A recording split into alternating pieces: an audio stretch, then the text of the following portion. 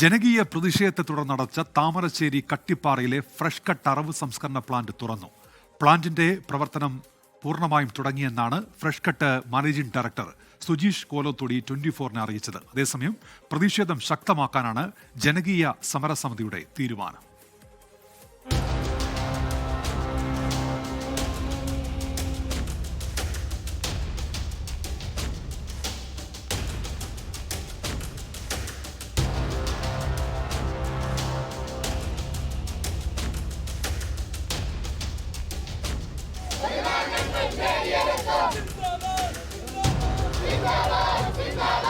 കഴിഞ്ഞ മാസം 21-നാണ് fresh cut ഫാക്ടറിക്കെതിരെ വലിയ സംഘർഷമുണ്ടായത്.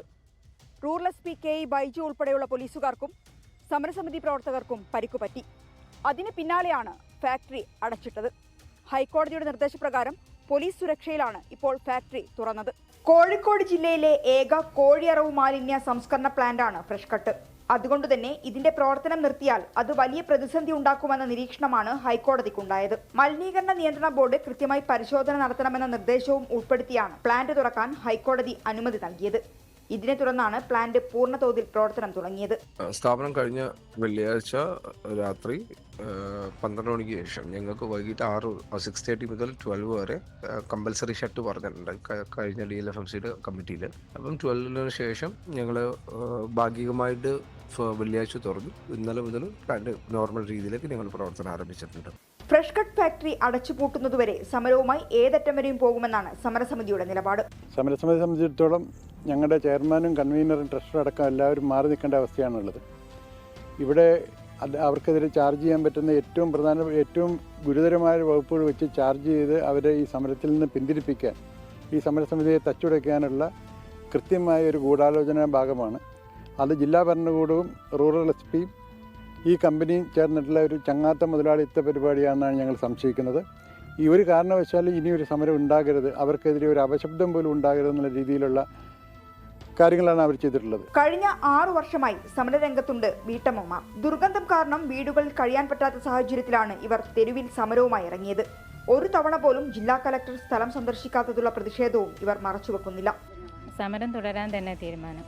സമരം എങ്ങനെ എത്ര ബുദ്ധിമുട്ടായാലും വേണ്ടില്ല ഞങ്ങൾ മുന്നോട്ട് തന്നെ പോകും. കാരണം ഞങ്ങൾക്ക് ജീവിക്കാൻ വേണ്ടിയിട്ട് ഞങ്ങൾക്ക് ഇതിലൊരു ലാഭമില്ല.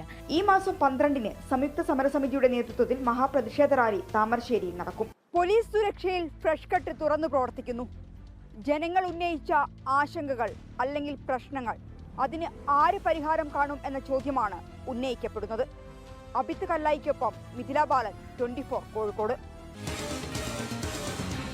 പൊതുജനം കഴുതയല്ല സാർ. പ്ലാന്റ് വീണ്ടും പ്രവർത്തനം ആരംഭിക്കുമ്പോൾ അവിടെയുള്ള ജനങ്ങൾക്കും പറയാനുണ്ട്. പ്രതികരണങ്ങളിലേക്ക്. ഇതിന് അക്രമത്തിൽ ഇവിടുത്തെ ആളുകൾ പോയിട്ടില്ല. അക്രമം ചെയ്ത ആരാണെന്ന് കണ്ടെത്തേണ്ടത് അധികാരികളാണ്. പിന്നെ ജില്ലാ കളക്ടർ ഇതുവരെ ഇവിടുത്തെ പാവപ്പെട്ടവരുടെ വിഷമം എന്തെന്ന് മനസ്സിലാക്കാൻ അദ്ദേഹത്തിന് കഴിഞ്ഞിട്ടില്ല. അവർ പൊല്യൂഷൻ കൺട്രോൾ ബോർഡും അല്ലാത്ത സർവീസ് ഉദ്യോഗസ്ഥന്മാരും എല്ലാവരും വന്നിട്ട് അവരോട് ചോദിക്കൂ. അവർ ചോദിക്കുന്ന കാര്യങ്ങളൊക്കെ റിപ്പോർട്ട് കൊടുക്കുക കളക്ടർക്ക്. കളക്ടർ റിപ്പോർട്ട് വായിച്ച് അത് തുറന്ന് പ്രവർത്തിക്കാൻ ഓർഡർ കൊടുക്കൂ. അല്ലാതെ പാവപ്പെട്ട പ്രശ്നങ്ങൾക്ക് എന്താണ് വിഷയമെന്ന് പഠിക്കാൻ ഇന്നുവരെ ജില്ലാ കളക്ടർ തയ്യാറായിട്ടില്ല. അറസ്റ്റുള്ളവർ അറസ്റ്റിൽ, മുറിയുള്ളവരും മുറി, അല്ലാത്തവരും ഭക്ഷണം എല്ലാവരും ഒരേ ഒന്നും ഇല്ലാത്തവരും എല്ലാവരും പട്ടിണി എടുക്കുക. എങ്ങനെ ജീവിക്കണ്ടേ?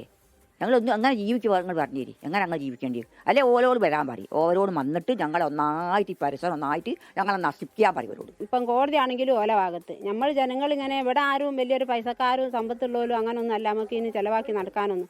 പിന്നെ പല കോലത്തിലും പിരിവിട്ട് കാട്ടിയും കഴിഞ്ഞിട്ടാണ് ഇത് ചെയ്തത്. ആ പോൽക്ക് പോയി ഞങ്ങൾ ഈ ഫ്രഷ് കട്ട് ബിരിയാണി ചലഞ്ച് നടത്തിയ പൈസ എങ്ങനെങ്കിലും ഞങ്ങളിൽ നിന്ന് തീരണം. അത് തീർന്നാൽ പിന്നെ ഒന്നും ചെയ്യാൻ പറ്റൂല എന്നുള്ളൊരു തീരുമാനത്തിലാണ് ഓല അന്ന് പൊളിക്കാനുള്ള തീരുമാനമൊക്കെ തീരുമാനിച്ചത്. ലോകത്തെവിടെയായാലും ഏത് സമയത്തും 24 വാർത്തകളും ഓഗ്മെന്റഡ് റിയാലിറ്റി പാക്കേജുകളും എക്സ്പ്ലെയിനറുകളും വിശദമായി കാണാൻ ഞങ്ങളുടെ YouTube ചാനൽ നിങ്ങൾക്ക് സബ്സ്ക്രൈബ് ചെയ്യാം.